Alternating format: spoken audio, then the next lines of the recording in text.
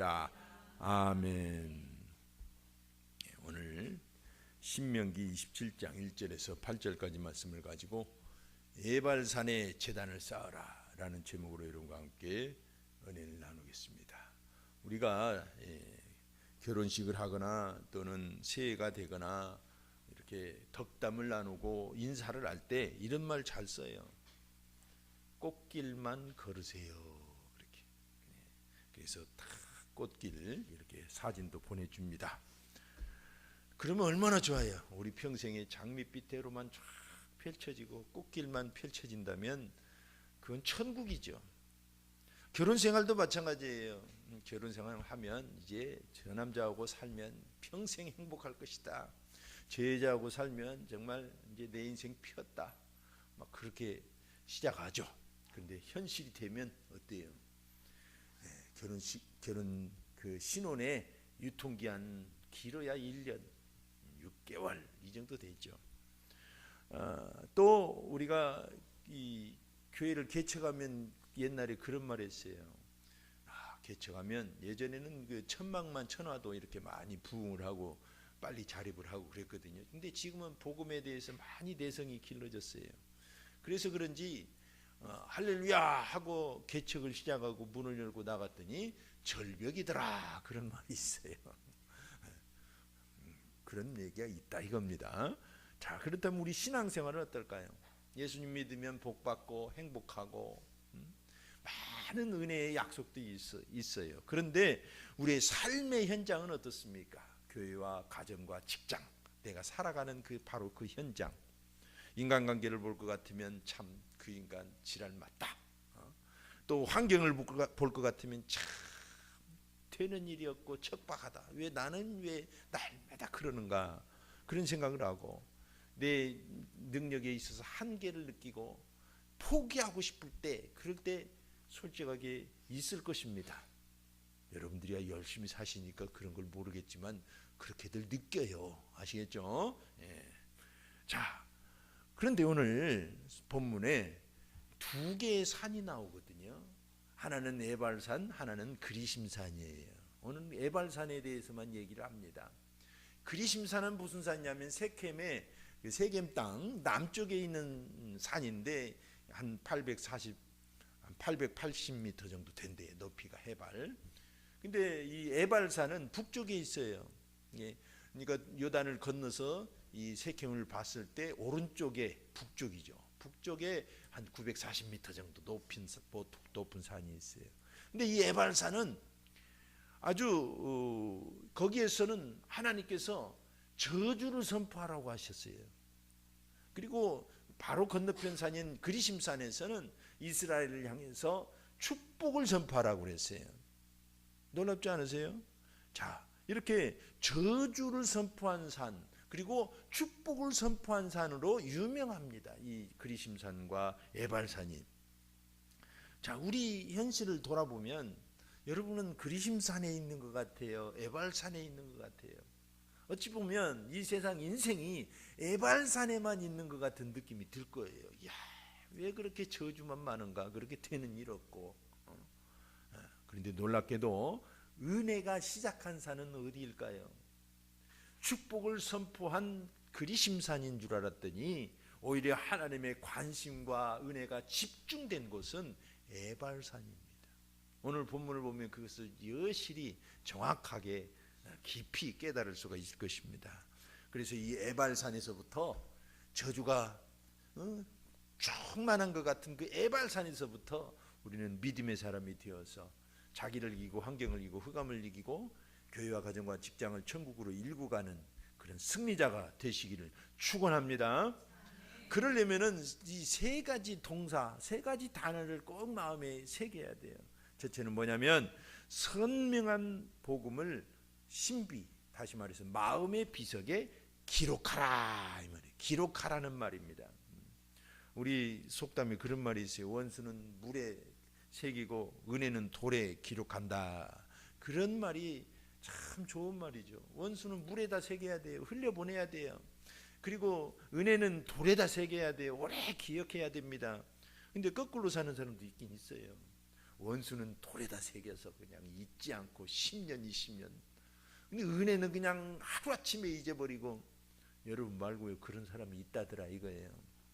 자, 그래서 우리는 오늘 1절에서 3절 그리고 8절까지 보면 이 하나님의 말씀을, 이 명령을, 이 은혜의 말씀을 어디에 새겨야 되는지를 우리에게 가르쳐주고 있습니다. 1절에 보니까 모세와 이스라엘 장로들이 백성에게 명령하여 이르되 내가 오늘 너희에게 명령하는 이 명령을 너희는 다 지킬지니라 하고 요단을 건너가서 하나님께서 너희에게 주시는 땅에 이른다면 큰 돌을 세우고 거기다가 석회를 바르고 그 위에다가 하나님의 모든 말씀을 기록하라고 말씀하셔요.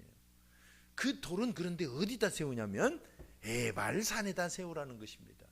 에발산에다가. 그리고 8절을 보니까 너는 이 율법의 모든 말씀을 그 돌들 위에 분명하고 정확하게 기록할지니라 그랬어요. 말씀을 분명하고 정확하게 기록하라는 것입니다. 여기서 분명하다는 말은 무슨 뜻이냐면 판단 뜻이에요. 막 정으로 쪼아서 판다 이 말이에요. 새긴다 이 말이에요. 명백하게 설명할 때도 이 단어를 썼습니다. 그러니까 하나님의 말씀 말이죠, 대강 스쳐보내서는 은혜 받을 수 없어요. 대강 하나님의 말씀은 그냥 꾸벅꾸벅 졸면서 그렇게 스쳐버리면 아무 소용이 없다는 것입니다. 우리 마음속에 팍 새기라는 거예요. 어떻게? 아주 팍 새기라는 것입니다. 그래야 이 하나님의 말씀이 약속대로 된다는 것입니다. 그렇게 안 하고 우리는 그냥 이렇게 스쳐버릴 때 믿어도 소용없다 이런 말이 나올 수가 있는 것입니다. 그러니까 우리는 하나님의 말씀을 대강 듣는 게 아니라 대충 적용하는 게 아니라 분명하고 정확하게 우리의 삶에 적용해야 될 줄 압니다. 그래서 가슴에 새기라는 것입니다. 마음의 비석에 새기라는 거예요. 그럼 뭘 마음판에다가 새겨야 될까요? 뭘 그렇게 팍 새겨야 될까요? 그 많은 성경 구절 어떻게 다 새겨요? 그 중에서 가장 중요한 것은 십자가입니다. 십자가. 갈라디아서 3장 1절에 보니까 어리석도다 갈라디아 사람들아 예수 그리스도께서 십자가에 못 박힌 것이 너희 눈앞에 밝히 보이거늘 누가 너희를 꾀더냐 그랬어요. 바울은 갈라디아 교인들에게 십자가야말로 우리 눈앞에 지금도 생생하게 살아있는 하나님의 은혜다 이 말이에요. 십자가는 이 바울 당시 벌써 한 40년 이상 지났어요. 근데 이 말씀을 하는 거예요. 지금은 2000년이 지났잖아요. 그러나 지금도 여전히 십자가는 우리 눈앞에 밝히 보인다는 것입니다. 2000년 과거의 사건이 아니라 지금 우리 눈앞에 있는 사건이라는 것입니다. 그러니까 그만큼 가슴에 팍 새겨야 된다는 거예요. 무엇을? 하나님의 말씀을. 그 중에서도 십자가 중심의 복음을. 십자가는 무엇입니까? 나를 위해 나를 대신해 나와 함께 죽으신 장소예요.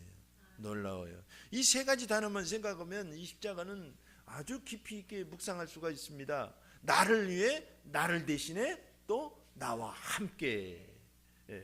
그렇습니다. 그럴 때 분명한 믿음에 우리가 들어설 수가 있는 것입니다. 그래서 하박국 2장 2절을 보니까 여호와께서 내게 대답하여 이르시되 너는 이 묵시를 기록하여 판에 명백히 새기되 달려가면서도 읽을 수 있게 하라 그랬어요. 그러니까 암송이 그만큼 중요한 것입니다. 우리 교회도 1년에 한 차례씩 이렇게 암송대회 하고 그러잖아요. 그러니까 평소에 암송하는 사람, 묵상하는 사람, 이런 사람은 삶의 질이 다릅니다. 믿음이 달라요. 그래서 우리는 마음에 새겨야 됩니다. 이 언어학자들, 영어 공부 이 전문가들이 하는 얘기들을 이렇게 들어보면 어떻게 할 때 언어가 내 가슴에 안 잊어버리고 막 새겨지느냐. 우리가 외국어 공부하면 다 잊어버리잖아요. 근데 잊어버리면 또 쓸모가 없어요. 그러니까 새겨야 돼요. 근데 심리적으로 이 두 가지 것이 있을 때 이 언어든 교육이든 강하게 각인이 된대요. 그건 뭐냐면 첫째로는 임팩트가 있어야 돼요. 강해야 돼요. 근데 신앙생활은 항상 은혜가 강하게 오는 건 아니잖아요. 그러니까 강하거나 또 하나는 반복적이거나 이 두 가지 것이래요. 그러니까 여러분, 은혜도 강하게 받은 은혜는 한 번 받아도 평생 잊지 않습니다. 근데 항상 은혜는 강하게 오는 건 아니잖아요. 그래서 반복적으로 받을 필요가 있는 것입니다. 그럴 때 가슴에 새겨지는 거예요. 이게 참 중요해요. 언어도 그렇습니다. 언어는 어떻게 해야 강하게 새겨질까요? 외국어 공부할 때 감정을 넣어서 하라고 그러더라고요. 그러니까 이제 이렇게 상황 설정을 한다든가 이 언어의 감정을 섞어서 억양을 좀 실감나게 한다든가 할 때 이 머릿속에 강하게 각인이 된대요. 참고로 하시라는 말씀입니다. 그래서 신앙도 마찬가지입니다. 강하게 은혜를 받든지 아니면 반복적으로 생각하는 것입니다. 이것이 우리 가슴에 새기는 각인하는 아주 하나님의 방법이에요. 그래서 고린도후서 3장 3절을 보니까 너희는 우리로 말미암아 나타난 그리스도의 편지니 이는 먹으로 쓴 것이 아니요 오직 살아계신 하나님의 영으로 쓴 것이며 또 돌판에 쓴 것이 아니요 오직 육의 마음판에 쓴 것이라 그랬어요. 지난번 번역은 신비라고 번역이 되어 있죠. 한자어로 마음판, 신비에 쓴 거예요. 신비. 그러니까 우리 교회는 뭘 강조합니까? 마음판에 새기기 위해서 어떻게 하라고 말합니까? 묵상하라고 하는 거예요. 반복적으로 말씀을 읽으라는 것입니다. 그리고 묵상을 하라는 것입니다. 설교 때 한번 말씀을 들었으면 끝났지 그걸 갖다가 또 정원의 양식 때 또 하고 목장 때 하고 왜 그래요? 반복함으로써 내 가슴에 새겨지기 때문에 그렇습니다. 그것에 대해서 우리가 즐겁게 받으셔야 될 줄로 믿습니다. 그래서 여러분, 묵상하면 하나님의 영이 우리 가운데 새길 수 있는 기회를 자꾸 드리는 거나 마찬가지예요. 은혜 받을 그런 기회를 자꾸 하나님께 드리는 것이 반복해서 생각하는 거예요. 묵상하는 거예요. 그래서 십자가와 부활과 성령의 복음이 우리에게 꼭 필요한 것입니다. 시편 1편 2절에도 묵상에 대해서 말씀하시면서 마음에 새기는 것에 정말 그런 말씀에 잊지 않고 흔들리지 않는 믿음을 강조할 때 시편 1편을 우리가 얘기하잖아요. 묵상 얘기예요. 묵상 얘기. 여러분, 우리는 이 젊은이들이 우정을 이렇게 나눌 때도 우리의 우정을 물에 새기지 말자. 물이 흘러가면 다 잊혀질 것이다. 우리의 우정은 돌에 새기지 말자. 돌이 산화되면 다 풍화되면 없어질 것이다. 우리의 우정을 가슴에 새기자. 그런 말들을 하잖아요. 여러분, 우리 말씀을, 은혜의 말씀은 가슴에 새겨야 됩니다. 반복적으로 묵상하고 성령님께 우리의 가슴에 새길 수 있는 기회를 드려야 됩니다. 아멘. 그렇게 하시는 저와 여러분이 되시기를 바랍니다. 하나님께서도 우리를 생각하실 때 가슴에 새겨놓고 생각하실 정도로 생각을 하셔요. 이사야서 49장 16절에 보면 내가 너를 내 손바닥에 새겼고 너의 성벽이 항상 내 앞에 있나니 그러셨어요. 우리 한 사람 한 사람을 하나님의 손바닥에 새겨놓고 써놓고 우리를 바라보신다는 거예요. 우리 뭔가 잊지 않으려고 할 때 급히 볼펜을 들어서 어디다 써요? 손바닥에다 쓰잖아요. 잊지 않으려고. 하나님은 손바닥에 저와 여러분을 새겨 놓으셨어요. 그만큼 잊지 않으시려고 가슴에 새기신 것입니다. 우리도 복음을 우리의 마음의 비석에 정확하게 강하게 새겨야 될 줄로 믿습니다. 그리고 두 번째 우리가 꼭 눈여겨봐야 될 단어는 저주의 현장인 이 에발산에 거기에서 말씀을 세우라 그랬어요. 세우라는 단어입니다. 여러분, 해외여행들 요즘 많이 하잖아요. 근데 진짜 여행을 즐기고 진짜 여행의 맛을 아는 사람은 문명 국가보다는 비문명 국가를 선호한대요. 그곳에 가면 사람들과 직접 대면하면서 뭔가 정말 끈끈하고 진한 그런 삶을 경험하고 와요. 저 티베트라든가 저 오지를 경험한다든가 문명국가는 문명국가대로 물론 맛을 줍니다. 근데 삶의 끈끈한 인간의 휴머니즘을 체험하려면 비문명국가를 가는 것이 좋아요. 자, 우리 앞에 그리심산과 에발산이 있습니다. 우리는 주로 어떤 산을 좋아합니까? 그리심산을 좋아해요. 복을 얘기하고 분위기 좋고, 물론 그렇게 만들어 가야 됩니다. 근데 성경을 보면 전도서 7장 4절을 보니까 지혜자의 마음은 초상집에 있으되 우매한 자의 마음은 혼인집에 있느니라 그랬어요. 정말로 지혜로운 사람은 초상집에, 정말 인생의 가장 바닥을 치는 그곳에, 슬픔이 있는 그곳에서 뭔가 큰 것을 배워요. 근데 우매한 자는 늘 잔치집만 좋아하는 거예요. 초상집 같은 인생을 만들라는 뜻은 절대 아닙니다. 우리의 믿음을 배우는 현장은 이와 같이 가장 어렵고 눈물겨운 바로 그곳에서 믿음을 배워간다는 뜻입니다. 마찬가지입니다. 신앙도 오늘 하나님께서 앞서 말씀드린 대로 이 하나님의 말씀을 새긴 이 기둥을 어디다, 어느 산에다 놓으라고 그랬냐면 에발산에다 놓으라는 거예요. 에발산에다가 4절에 보니까 너희가 요단을 건너거든 내가 오늘 너희에게 명령하는 이 돌들을 에발산에 세우고 그 위에 석회를 바를 것이며, 석회를 발라서 이제 이렇게 잘 글씨를 쓰면 오랫동안 선명하게 보이는 것입니다. 그래서 이 에발산과 그리심산을 잠깐 살펴보면 아까 말씀드린 대로 에발산은 이 세겜 지역의 북쪽에 있는데 바위가 많아요. 바위가 불모지예요. 불모지.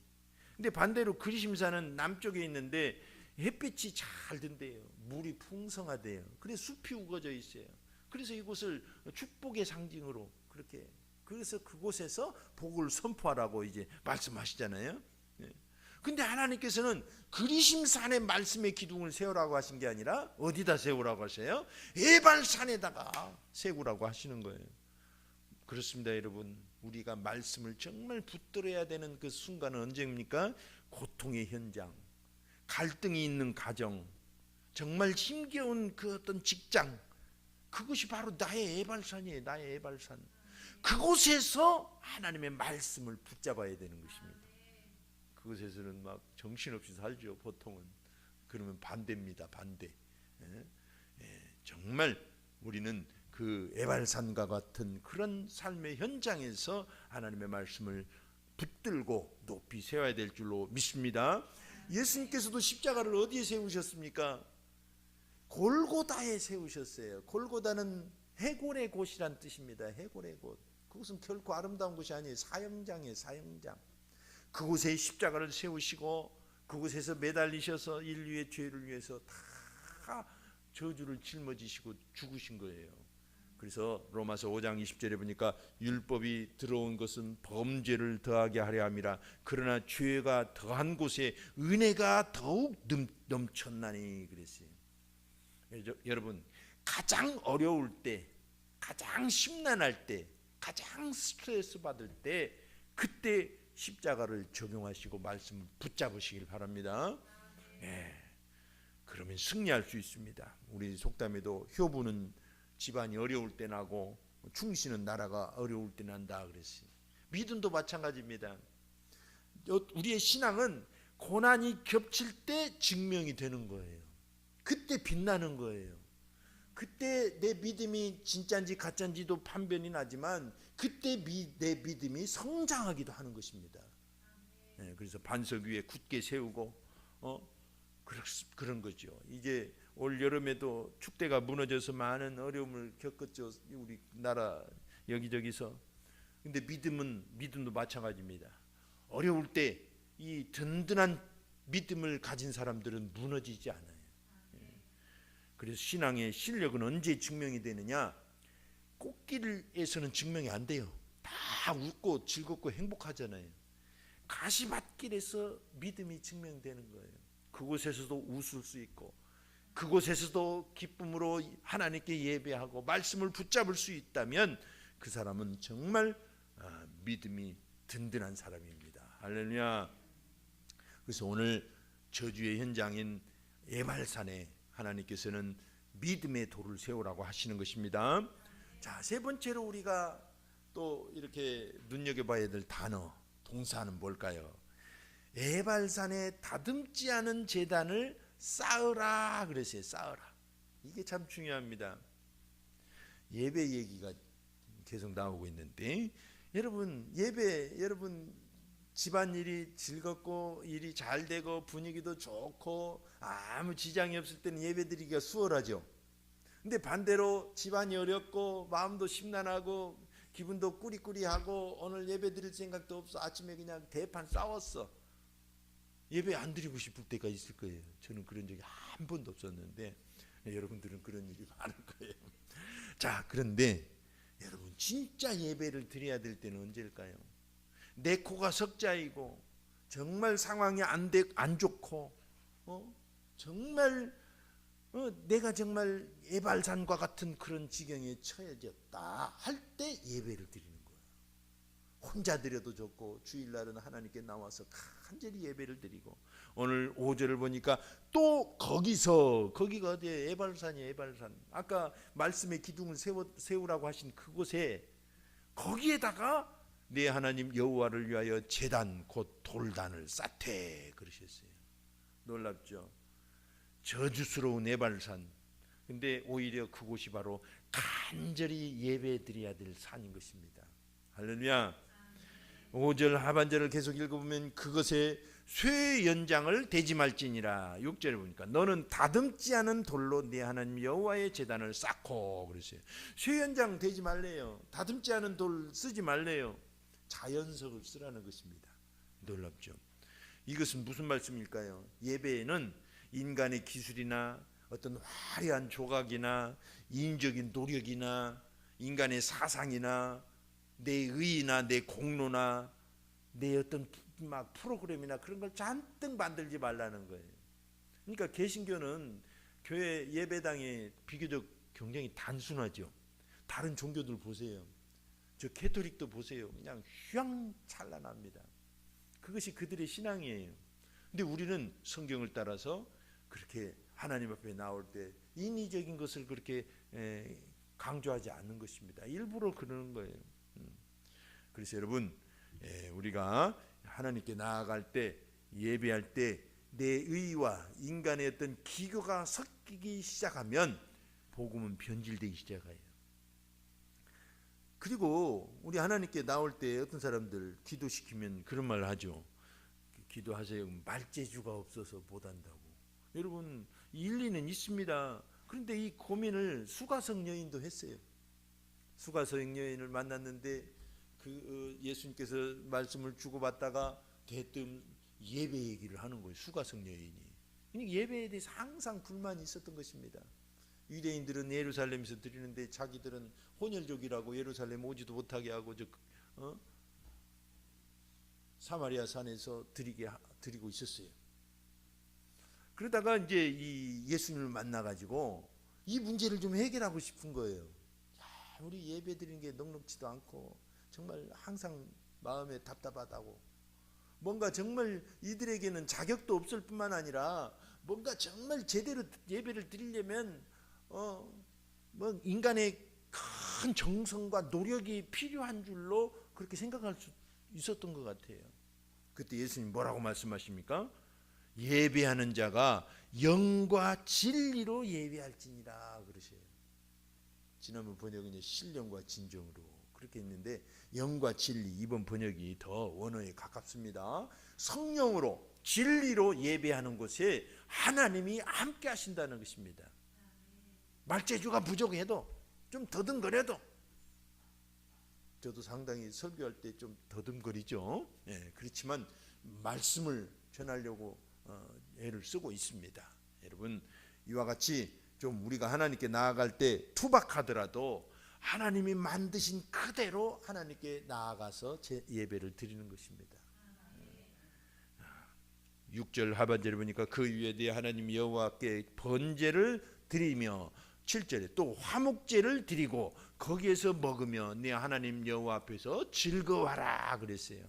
번제와 화목제, 이것이 예배의 중심입니다. 번제는 온전히 나를 헌신하는 거예요. 화목제는 뭐냐면 기쁨으로 드리는 겁니다. 쉽게 말해서 기뻐하면서 드리는 제물이 화목제예요. 감사하면서 드리는 제물이 화목제예요. 그래서 이렇게 함께 드리기도 합니다. 주로 화목제가 다 제사 때마다 드려져요. 이 말은 뭡니까? 예배는 하나님 앞에 진지하게 드려야 되지만 동시에 기쁨과 감사함으로 드리라는 것입니다. 예배 드릴 때는 기뻐해야 돼요. 할렐루야. 하나님을 만난다는 기대감으로 기뻐해야 돼요. 할렐루야. 그게 대단히 중요합니다. 집안에 걱정 근심이 산더미처럼 쌓여 있고 내일 월요일인데 또 출근하기도 싫고 막 직장 그 인간 보기가 또 그렇고 막 별 근심 다 있을 수 있어요. 그러나 그때는 그때고 오늘 걱정은 오늘로 족하다고 그러셨어요, 예수님이. 그러니까 오늘을 하나님께 기쁘게 예배하면 내일은 또 내일이 열리는 것입니다. 하나님은 우리에게 있는 그대로 오라고 말씀하십니다. 이사야서 55장 1절에 보니까 오라 너희 모든 목마른 자들아 물로 나오라 돈 없는 자도 오라 너희는 와서 사 먹되 돈 없이 값없이 포도주와 젖을 사라. 아멘. 이와 같이 에발산에는 다듬지 않은 제단을 쌓는 것입니다. 삶의 현장 정말 어려운 그 상황에서 하나님께 나아가는 것입니다. 우리는 솔직히 꽃길만 걷고 싶어요. 저도 그러고 싶어요. 그렇지만 우리의 삶의 현장은 에발산일 수도 있다 이것입니다. 그때 낙심하지 말고 그곳에 십자가 복음을 선명하게 새기는 것입니다. 그리고 그곳에서 도피하지 말고 직면해서 그곳에서 하나님께 예배하는 것입니다. 그리고 순수하게 다듬지 않은 그 모습으로 하나님께 나아가면 그것이 바로 거룩한 성산이 되고 우리가 승리하는 시작점이 될 줄로 믿습니다. 이번 주가 대림절 2주 차입니다. 예수님을 기다릴 때 우리도 이와 같이 정말 순수한 마음으로 진리의 말씀을 그대로 사모하면서 간절한 마음으로 기다려야 될 줄로 믿습니다. 이제 합심해서 한번 기도하겠습니다. 기도할 때 하나님 참으로 우리가 하나님의 말씀이 항상 축복의 산에서 선포되어지는 게 아니라 에발산에서 선포되어지고 그곳에서 제단을 쌓으라고 말씀하시나이다. 우리의 삶의 현장이 어렵고 참으로 정말 답답할지라도 그곳에서 십자가의 말씀을 생각하게 하옵소서. 그곳에서 하나님께 예배하고 주께 기쁨으로 나아가게 하여 주옵소서. 그것이 우리의 승리의 비결입니다. 합심해서 기도합니다.